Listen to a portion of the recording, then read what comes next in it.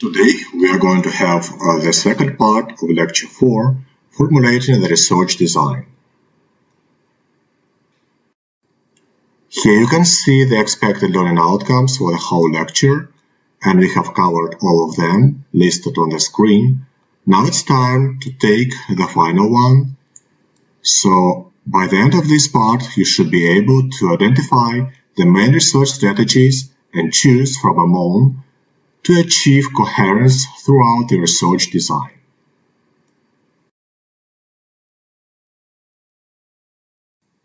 Today we are going to cover the strategies, so I highlighted them with orange color.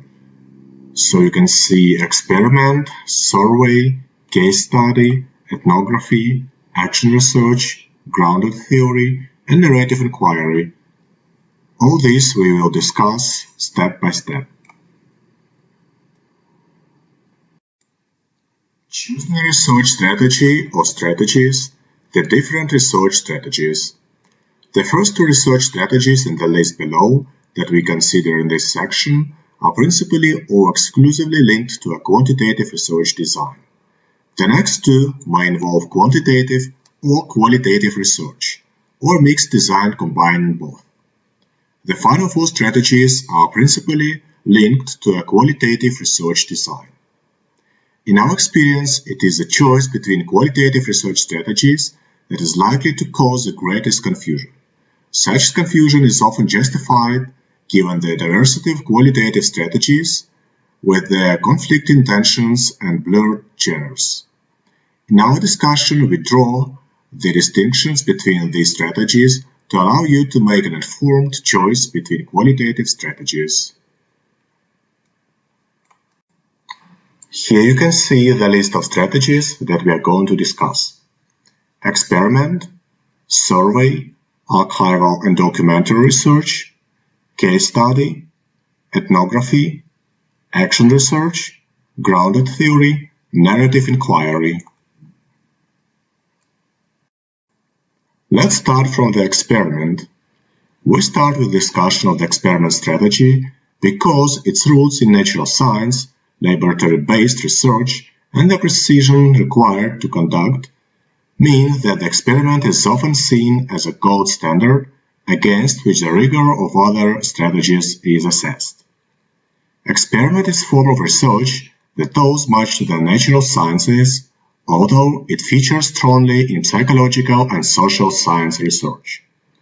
The purpose of an experiment is to study the probability of a change in an independent variable causing a change in another dependent variable. This table provides a description of types of variables.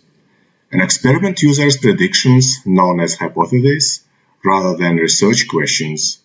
This is because research anticipates whether or not a relationship will exist between the variables. Two types hypotheses are formulated in a standard experiment: the null hypothesis and the alternative hypothesis. So the null hypothesis predicts that there will not be a significant difference or relationship between the variables. An example of a null hypothesis might be that customer service training of IT telephone support staff will not lead to a significant improvement in user satisfaction feedback. The alternative hypothesis predicts that there may be significant differences or relationship between the variables. An example of alternative hypothesis might be that customer service training of IT telephone support staff will lead to a significant improvement in user satisfaction feedback. Take your time to read this table carefully.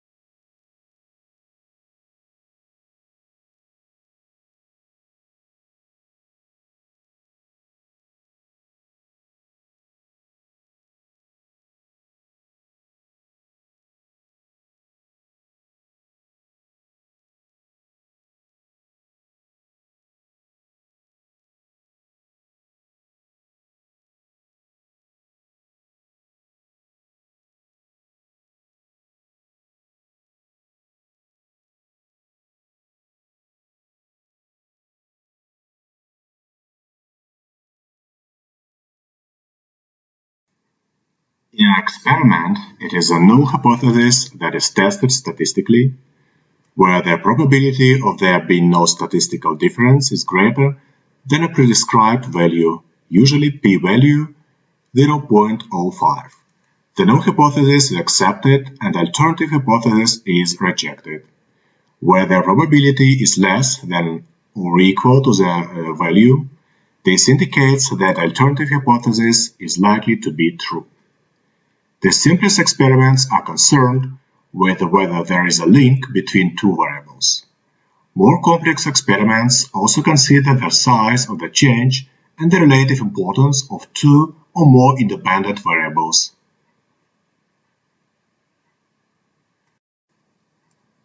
Different experimental designs may be used, each with different advantages and disadvantages, particularly in relation to control variables and confounding variables. Experimental designs include classical experiments, quasi-experiments, and within-subject designs. In a classical experiment, a sample of participants is selected and then randomly assigned to either an experimental group or to the control group. In the experimental group, some form of planned intervention or manipulation will be tested. In the control group, no such interventions is made. Random assignment means each group should be similar in all aspects relevant to the research. Quasi-experiment will still use the experimental group and the control group, but the researcher will not randomly assign participants to each group, perhaps because participants are only available in preformed groups. Differences in participants between groups may be minimized by the use of matched pairs. Matched pairs analysis leads to a participant in an experimental group being paired with a participant in the control group based on matching factors such as age, gender, occupation, grade, and so on. So they try to minimize the effect of extraneous variables on the experiment's outcomes. Those factors relevant to the nature of the experiment will need to be matched. The basic experimental procedure in classical and QSI experiments is the same, and you can see them on the figure on the next slide. With the exception of random assignment, and we illustrate this procedure with an example related to the introduction of a sales promotion. The dependent variable in this example, purchasing behavior, is measured for members of both the experimental group and control group before any interventions occur. This provides a pretest measure of purchasing behavior. A planned intervention is then made to members of the experimental group in the form of a buy two get one free, this type of promotion. In the control group, no such intervention is made. The dependent variable purchasing behavior is measured after the manipulation of the independent variable, the use of the buy two get one free promotion, for both the experimental group and the control group, so that a pre-test and post-test comparison can be made. On the basis of this comparison, any difference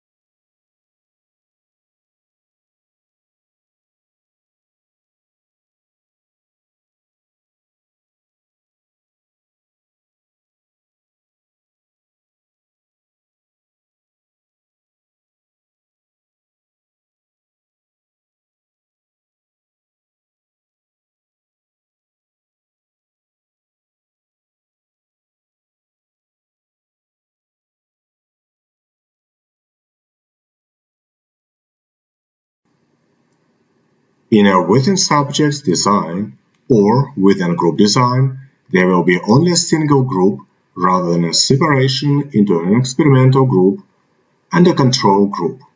In this approach, every participant is exposed to the planned intervention or series of interventions. For this reason, this approach is known as repeated measures. The procedure involves a pre-intervention observation or measurement to establish a baseline or control for the dependent variable.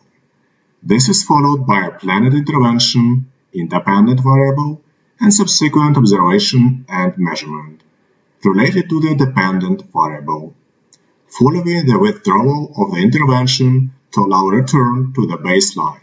A further planned intervention may be attempted followed by subsequent observation and measurement.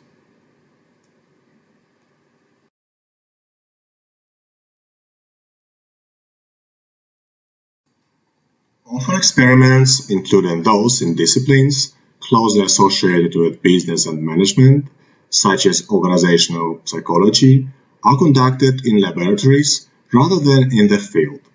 This means that you have greater control over aspects of the research process, such as sample selection and the context within which the experiment occurs.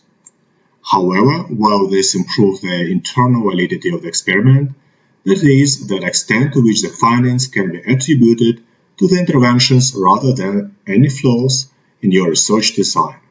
External validity is likely to be more difficult to establish. Laboratory settings, by their very nature, are unlikely to be related to the real world of organizations. As a consequence, the extent to which the findings from a laboratory experiment are able to be generalized to organizations is likely to be lower than a, for instance, field study or field-based experiment.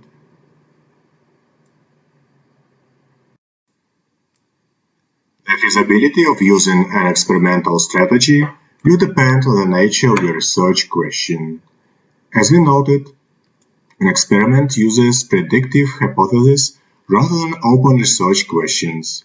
It may be appropriate to turn your question into a hypothesis where you wish to test for expected relationships between variables. However, most business and management research questions will be designed to inquire into the relationships between variables rather than to test a predicted relationship. This indicates the difference between experiments and other research strategies. Within quantitative research designs, it highlights a key difference between an experimental strategy and a survey strategy. Survey.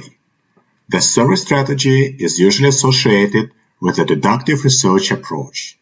It is a popular and common strategy in business and management research and is most frequently used to answer what, who, where, how much, and how many questions. It therefore tends to be used for exploratory and descriptive research. Survey strategies using questionnaires are popular as they allow the collection of standardized data from a sizable population in a highly economical way, allowing easy comparison. In addition, the survey strategy is perceived as iterative by people in general and is comparatively easy both to explain and to understand.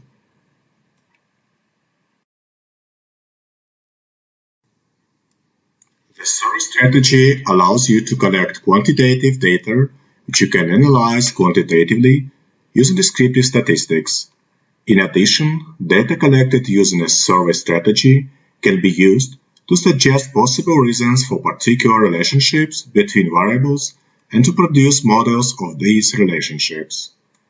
Using a survey strategy should give you more control over the research process, and when probability sampling is used, it is possible to generate findings that are statistically representative of the whole population at a lower cost than collecting the data for the whole population.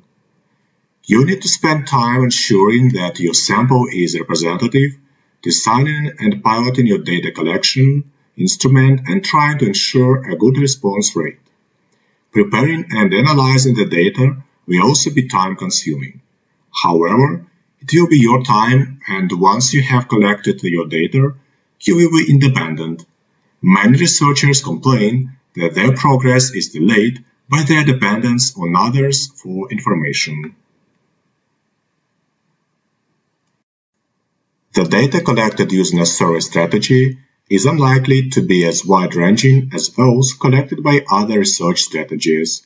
For example, there is a limit to the number of questions that any questionnaire can contain. The questionnaire, however, is not the only data collection technique that belongs to the survey strategy. Structured observation of the type most frequently associated with organization and methods research, and the structured interviews, where questions are asked for all interviews, also often fall into this strategy. Archival and documentary research, Part 1. The digitalization of data and the creation of online archives have increased the scope for you to use an archival or documentary research strategy. Because of the Internet and the digitalization of university-based governmental, organizational, and media documents and other data, it is now possible to access such sources from around the world.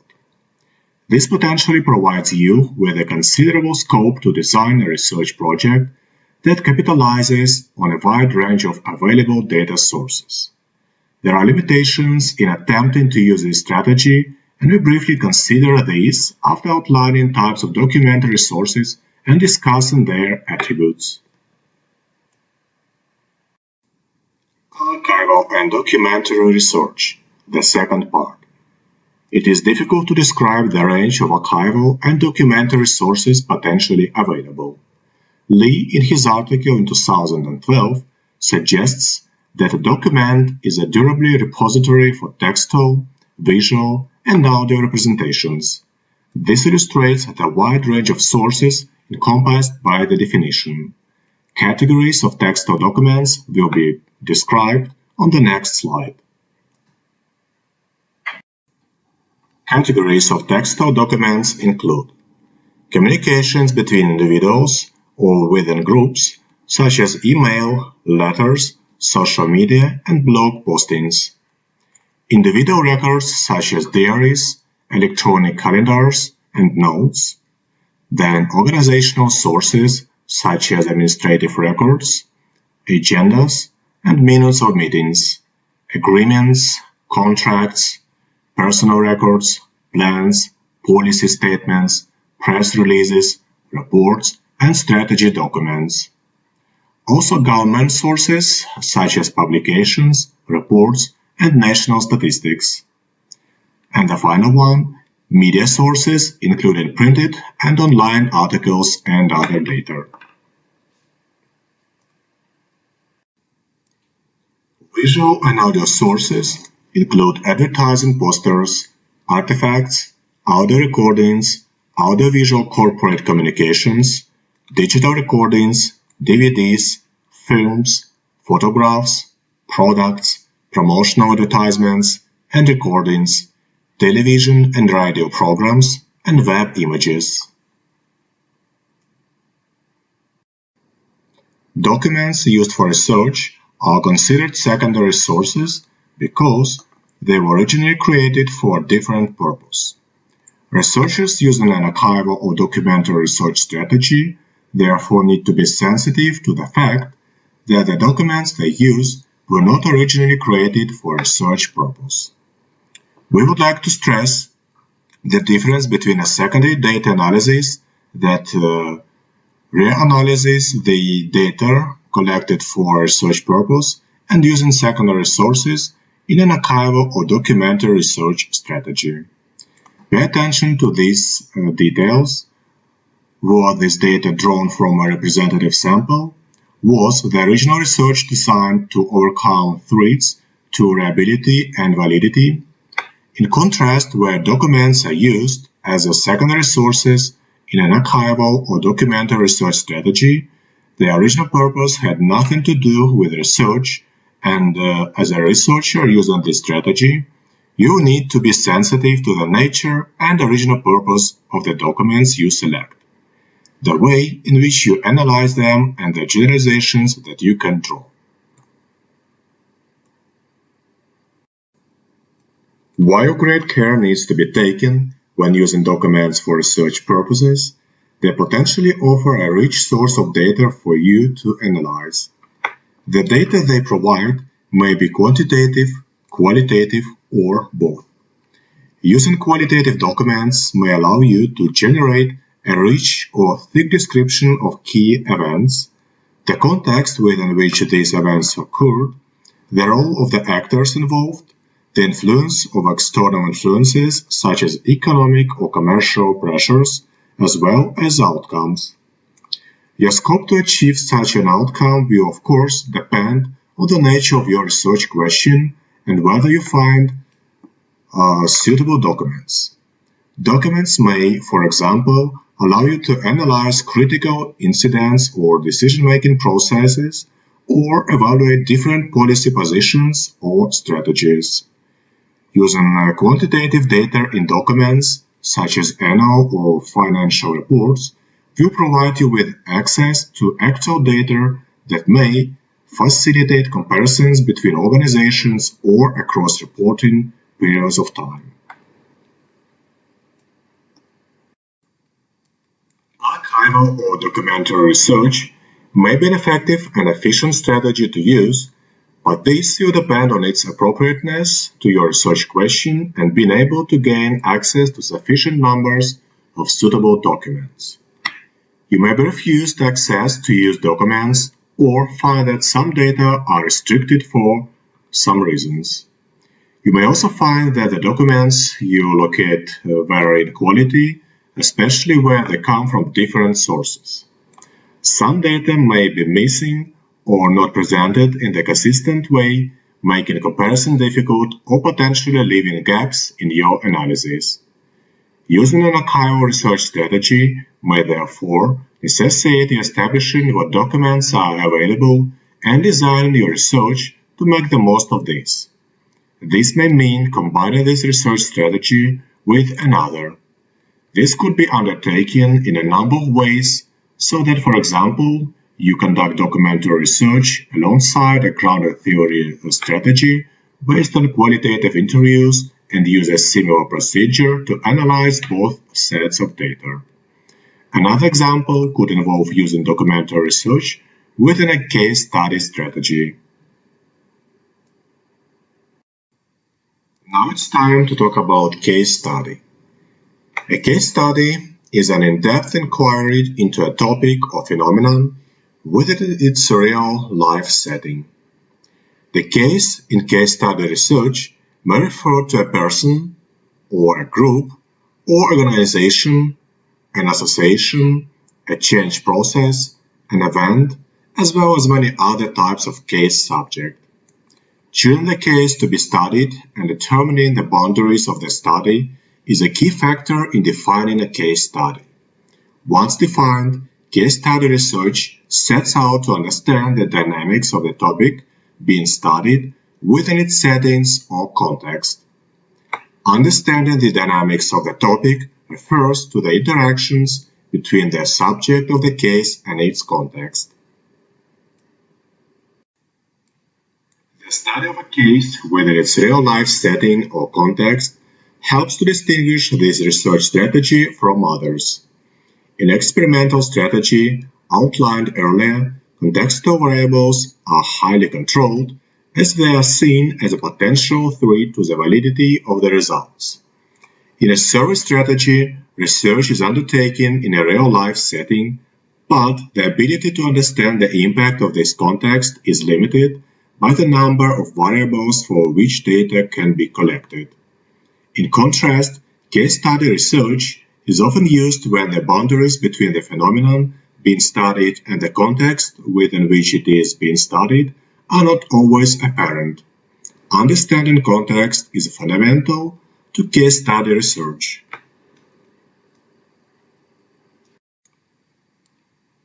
Feinberg in 2011 refers to the paradox of case study research.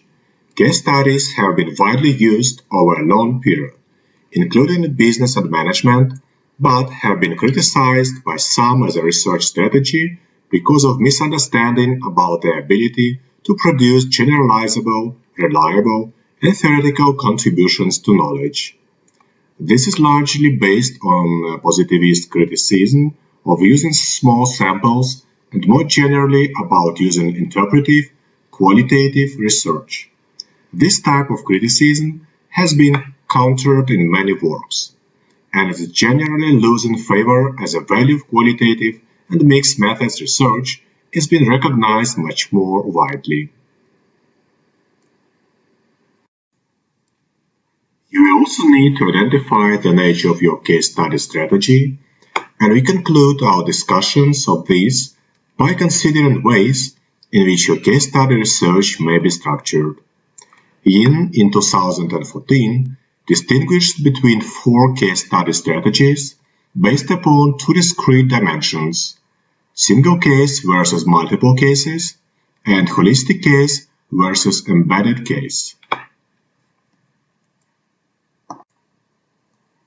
A single case is often used where it represents a critical case or an extreme or unique case.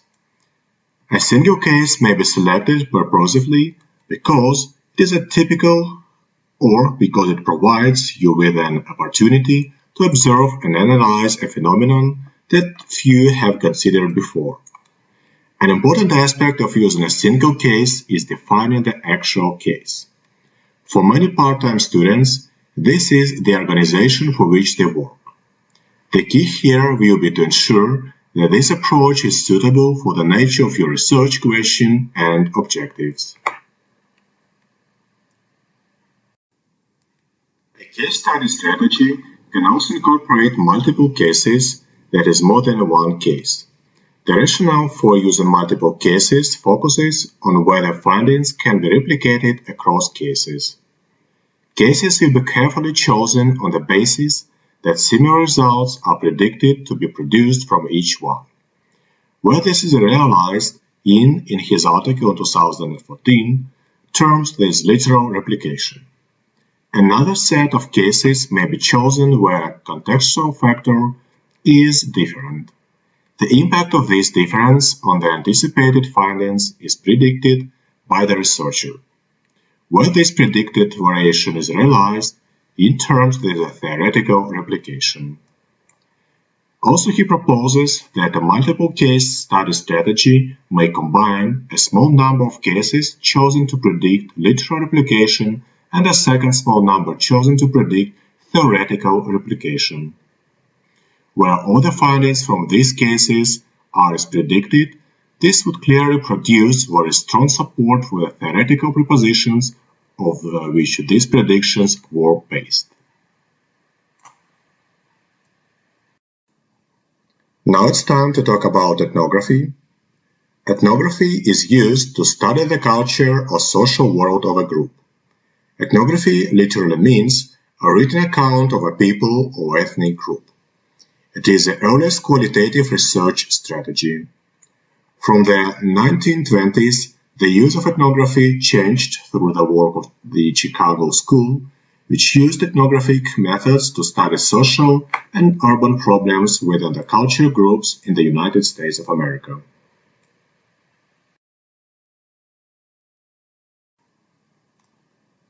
The realist ethnography is the closest to the ethnographic strategy. The realist ethnographer believes in objectivity, factual reporting, and identifying true meanings. She or he will report the situation observed through facts or data about structures and processes, practices and customs, routines and norms. Such reporting is likely to use the standardized categories that produce quantitative data from the observations. The realist ethnographer will write up her or his account in the third person, portraying their role as an impersonal reporter of facts. The interpretive ethnography places much greater stress on subjective impressions than on objectivity. The interpretive ethnographer believes in the likelihood of multiple meanings rather than being able to identify a single true meaning. Multiple meanings will be located in the socially constructed interpretations of the different participants.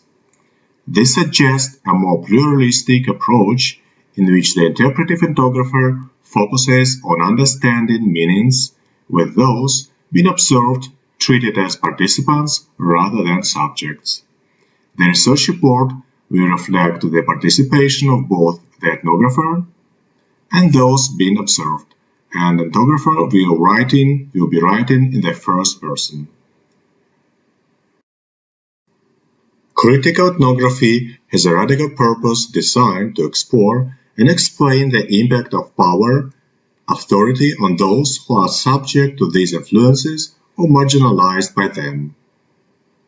So the main purpose of critical ethnography is to explore the impact of a problematic issue within an organization or work group with a view to advocating internal or external change.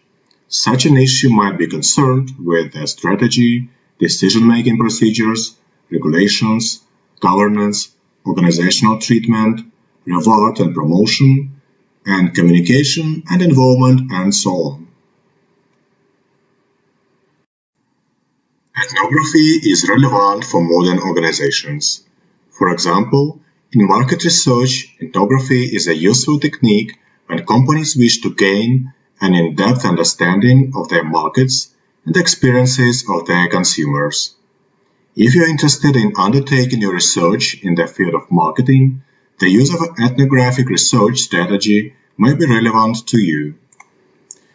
Likewise, use of this research strategy may well be relevant in other business and management subjects areas.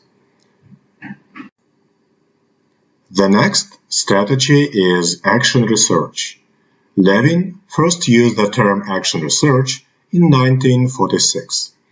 It has been interpreted by management researchers in a variety of ways, but a number of common and related themes have been identified within the literature. Our definition identifies 5 themes, which we briefly consider in the following order: purpose, process, participation, knowledge, and implications. Action research is an emergent and iterative process of inquiry that is designed to develop solutions to reorganizational problems through a participative and collaborative approach, which uses different forms of knowledge and which will have implications for participants and the organization beyond a research project. The purpose of an action research strategy is to promote organizational learning to produce practical outcomes through identifying issues, planning action, taking action, and evaluating action. Coughlin and Brannick in 2014 state that action research is about research in action rather than research about an action.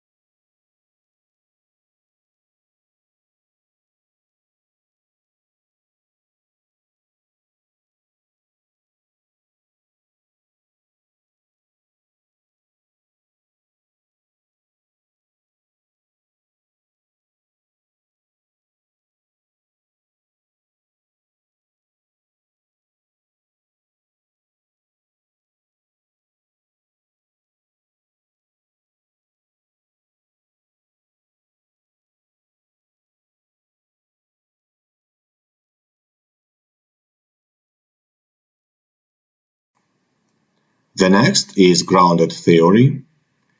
It can be used to refer to a methodological approach, a method of inquiry, and the result of a research process. Grounded theory methodology refers to the researcher's choice of the strategy as a way to conduct research. Grounded theory method refers to the data collection techniques. And the last one, a piece of information, grounded theory may be used to incorporate methodology and method, but more specifically it refers to a theory that is grounded in or developed inductively from a set of data. Grounded theory is used to develop theoretical explanations of social interactions and processes in a wide range of contexts, including business and management. As much of business and management is about people's behaviors, for example consumers or employees, a grounded theory strategy can be used to explore a wide range of business and management issues.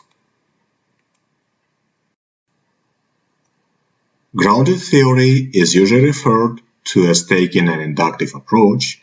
Also, it may be more appropriate to think of it as abductive, moving between induction and deduction. The researcher collects and analyzes data simultaneously, developing analytical codes as these emerge from the data in order to reorganize this data into categories. There are different approaches how you can organize the data into categories. I recommend you to read information about Strauss and Corbin coding stages.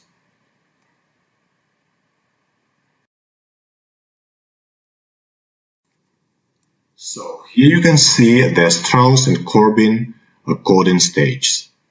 Take your time to read it carefully. 3 stages.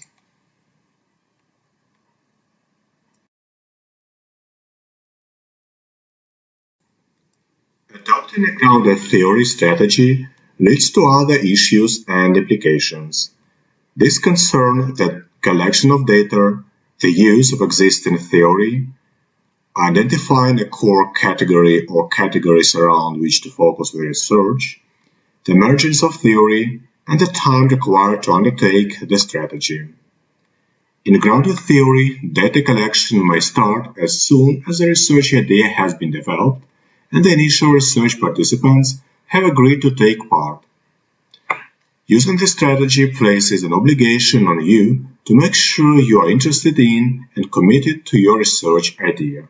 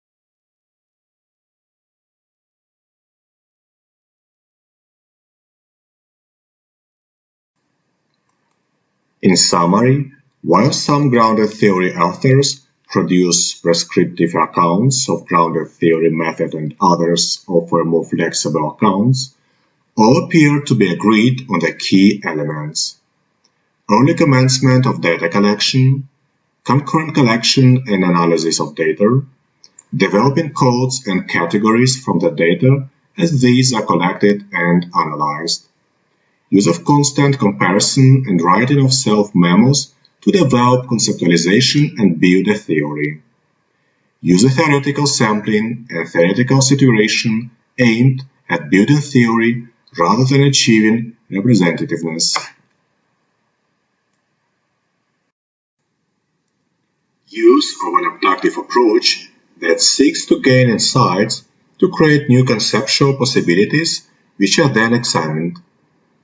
Initial use of literature as a complementary source to the categories and concepts emerging in the data, rather than as a source to categorize these data.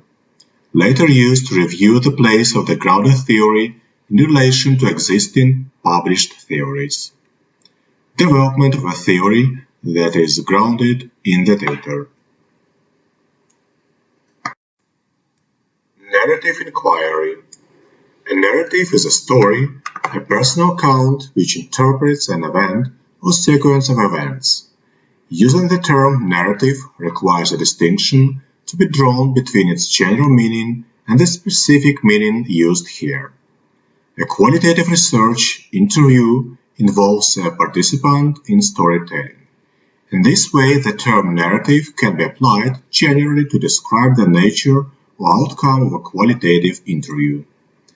As a research strategy, narrative inquiry has a more specific meaning and purpose. There will be research contexts where the researcher believes that the experiences of her or his participants can be best accessed by collecting and analyzing these as complete stories, rather than collecting them as bits of data that flow from specific interview questions and which are then fragmented during data analysis. Narrative inquiry seeks to preserve chronological connections and the sequencing of events as told by the narrator participant to enrich understanding and aid analysis. Chase in his article refers to this strategy as providing the opportunity to connect events, actions, and their consequences over time into a meaningful whole. Through storytelling, the narrator will also provide his or her interpretation of these events, allowing the narrative researcher to analyze the meanings which the narrator places on events. The narrative provided may be a short story about a specific event, a more extended story, for example, about a work project, managing or setting up a business, or an organizational change program, or a complete life history.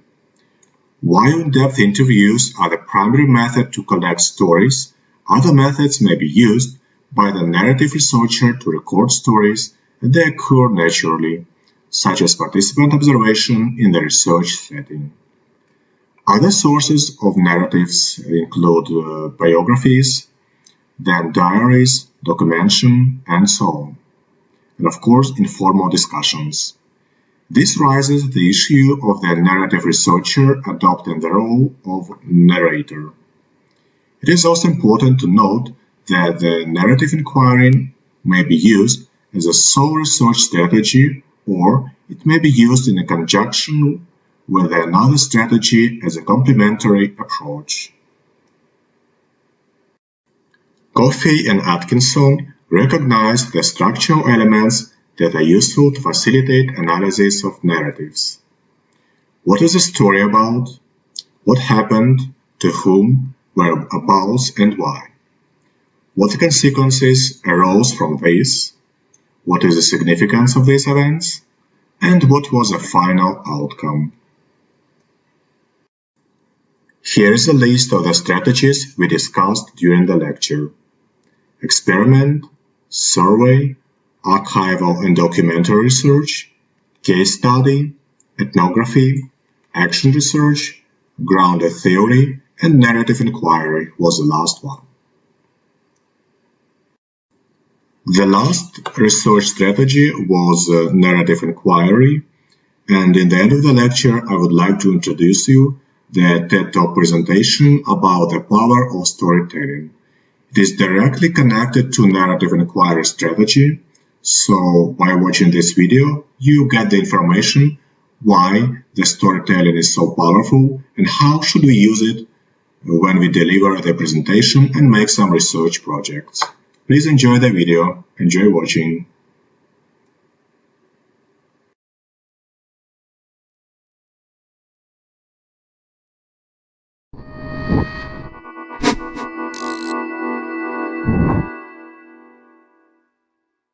In 2009, a man, a journalist, by the name Rob Walker wanted to find out is storytelling really the most powerful tool of all? And in order to do this, he went on his computer and he bought 200 objects from eBay. And the average price of the objects were about $1. He then called 200 authors and he asked them, hey, would you like to be part of the significant object study? Which means that I would like to write a story to one of the objects. And 200 authors said yes. So there he had 200 objects, he had 200 stories, and I assume that it was with nail-biting anticipation that he went on eBay again with all the 200 objects. Would there be a difference? Would there be a change? Do you think there was a change? One of the objects was this beautiful horse's head. There we go. The beautiful horse's head. Now this beautiful horse's head was bought for 99 cents and was sold when a story was added for $62.95. That is a slight increase of 6,395%. So was this a one-off situation? Not really, because he bought the 200 objects for a total of $129, selling them for $8,000. Now that's insane. But you know what's even more intellectually challenging to understand is how can you and I go to the movies and pay good money to watch movies like James Bond, who are absolutely unrealistic. And we sit there, we enjoy the movie, and some of us, we really enjoy the movie. And we leave the theater going like, God, what a man! I would like to be more like him. I'd like to walk like him. I'd like to talk like him. I like Bond. Wonder how I could be more like Bond. And then this weird revelation hits you like from nowhere, and you come up with a brilliant idea to walk to a watchmaker shop. And wow, it just happens to be an Omega watch in that shop that resembles the one that Bond was wearing in the movie. And you pay $10,000 to put that watch on your wrist, and you leave that store feeling more like Bond. How is that possible? PQ Media tells us that $10.5 billion is turned over in product placement revenue every single year. How is it possible for you to be so easily tricked by something so simple as a story? Because you are tricked. Well, it all comes down to one core thing, and that is emotional investment. The more emotionally invested you are in anything in your life, the less critical and the less objectively observant you become. And the greatest emotional investment of all is falling in love. Now, falling in love resembles a good story. Do you remember the last time you fell in love? Do you? Good for you. It's a beautiful feeling, isn't it? Do you remember how you longed and how you yearned and how you dreamt? And then you looked at her and maybe you thought, God, I love the way you chew that apple. So crunchy. Oh, and the way you slurp that tea just over the edge, you know? Oh, it's so sexy. Love it. And then about 13 months later, when you biochemically fall out of love, 13 months later, on an average, you fall out of love. Suddenly, you find yourself sitting in the sofa. And you go, Jesus Christ, where did this thing come from? Oh my God, and where are my friends? This is a weird thing. And then suddenly you hear a sound. You go like, what's that? And you go over to the kitchen and you look and you go like, oh, it's you. You're eating an apple there. Could you just keep that down just a little bit? Yeah. You're kind of spraying the table there. Please don't. And you sit down comfortably again, and just a minute later you hear somebody drinking tea from the kitchen going, and suddenly this is all annoying to you. Have you been there? Sadly enough. 30 months later, our critical thinking and our cortex comes home from a 1-year-long vacation, and we start questioning things.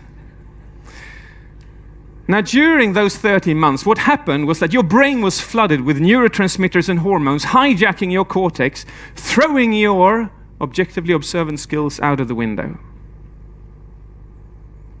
And the thing with storytelling is that the same thing can happen. In stories, the same hormones and neurotransmitters can be released. Hormones like vasopressin, oxytocin, serotonin, dopamine, endorphins. And do you know what? That's what I would like to do during my talk. I would like to induce 3 hormones into your brain. I call it the angel's cocktail, so it's a nice cocktail. I would like to start with radically increasing your dopamine levels. And I need your consent on this. Is it okay? Cool. And if you don't like the idea of that, you'll just have to cover your ears. So dopamine, this is what it looks like. And when you have that in your blood, these are the beautiful effects. You get more focus, more motivation, and you remember things in a better way. So what does dopamine feel like? It feels like this. About 6 years ago, I received a phone call from a woman who represented one of the biggest training companies in Scandinavia, and she said, "Hey David, we've got a lot of trainers in presentation skills and in rhetorics, and we would like to increase the level of all of these. And we think you are a perfect pick. Would you like to come to a meeting?" I'm like, wow, I'm honored. I'd love to. And I come up to Stockholm, and I'm going to their office, and just as I am going to pull the handle down, what I don't know then is that I'm walking into one of the absolute worst meetings I am ever going to have in my life. But I don't know that yet, so it's okay. I open the door, and I meet this woman. Her name is Lena.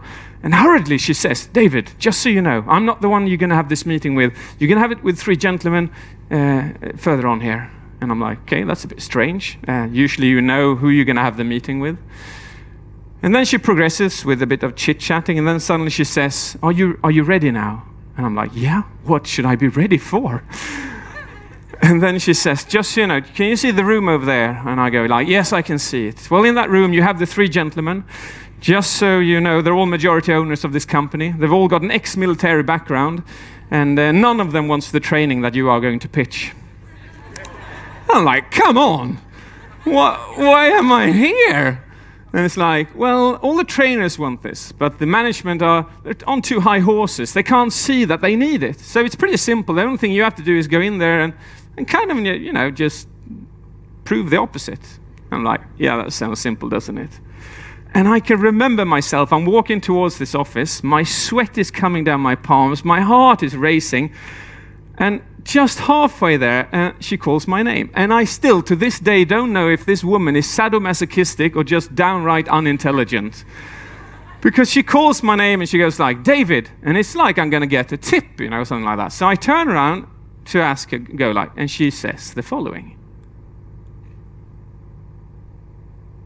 Now, if I don't tell you what she says there, is that annoying? Well, actually, as an example, I'm not going to do that. I just wanted to prove to you what it feels with high dopamine levels. Would you say that your focus was increased? Your attention was increased?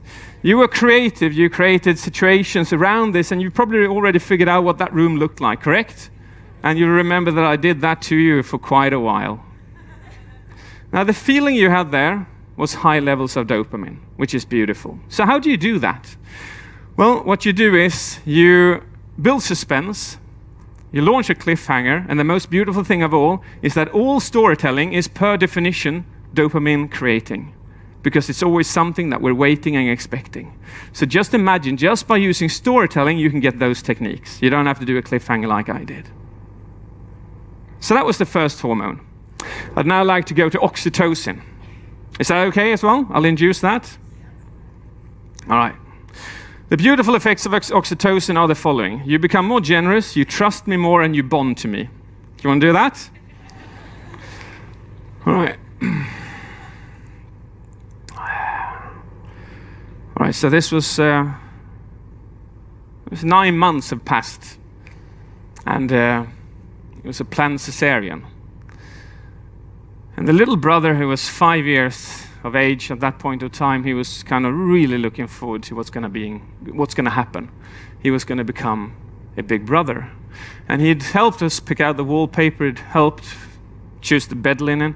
He'd even saved his own pocket money to buy a little stuffed animal, which was placed on the pillowcase. And about 2 days before the planned cesarean, something happened. Something wasn't right. The parents couldn't, something was off. And the day before, there was simply no movement. in the stomach. There was no heartbeat. You couldn't feel or hear anything at all. So the parents were rushed into hospital, lay down on a bed, and the doctor comes in, checks the stomach, looks at me, and sees what I see, and that is that the heart is no longer beating for this child. This was me 9 years ago. It was the worst thing I've ever experienced in my entire life. And I don't know, can you just imagine what you have to tell, how you tell that to a 5-year-old? Can you just imagine that? Because he's home there waiting, anticipation for this coming event. But it won't happen. So part of me, and to handle that, I talk about it. And I've talked to you about it now. And now, you got higher levels of oxytocin in your blood, whether you want it or not. Which means that you feel more human. You're bonding to me, and you feel more relaxed. So how do you do that? In storytelling, you create empathy. So whatever character you build, you create empathy for that character. And oxytocin is the most beautiful hormone of all, because you feel human. Now the third and last hormone is endorphins, and I would like to show you a woman which we can say has overdosed on endorphins. Let's just look what that looks like. Oh, we'll go here. To inspire and to respond. Are you speaking or listening?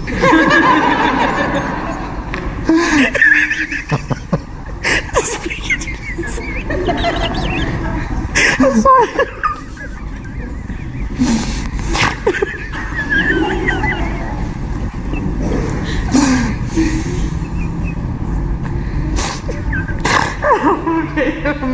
To speak and to listen. To inspire and to respond. To inspire and to respond. And in all circumstances.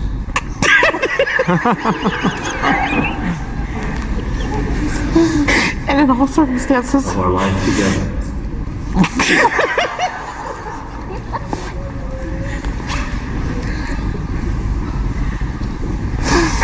I'm sorry, of our life together. Of our life together. To be loyal to you. To be loyal to you. With my whole life. With my whole life. And with all my being. And with all my being. Until death parts us. Until death parts us.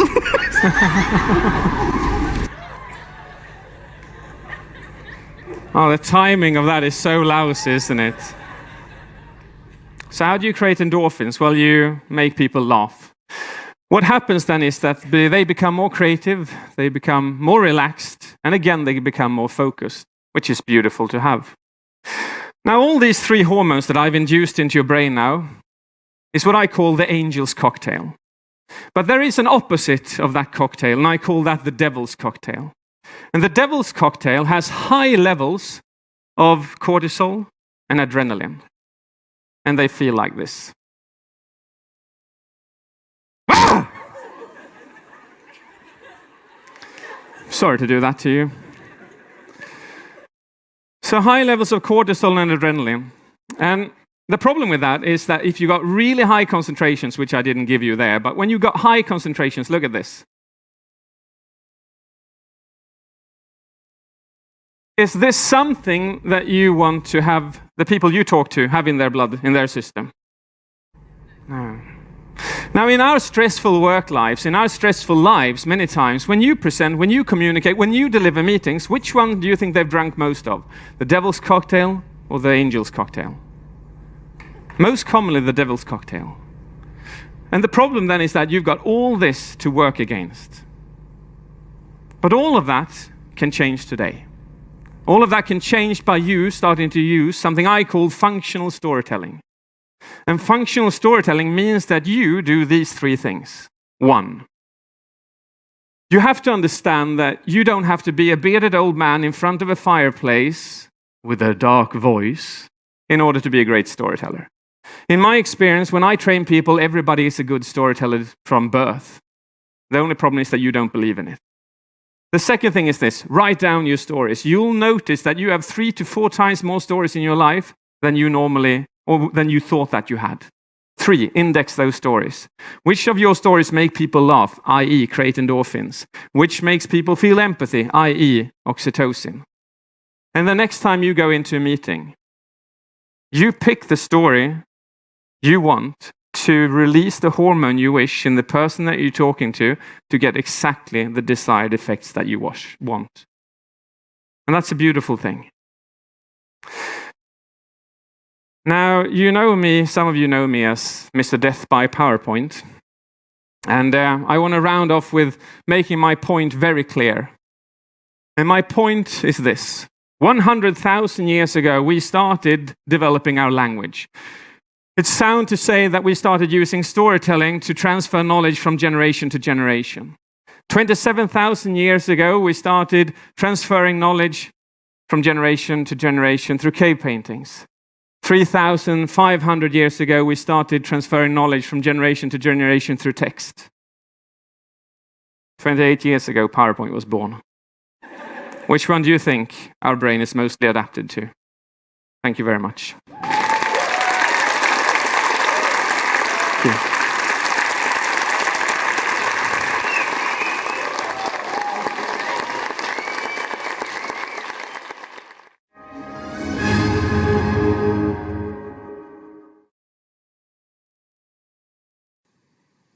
Thank you for your attention.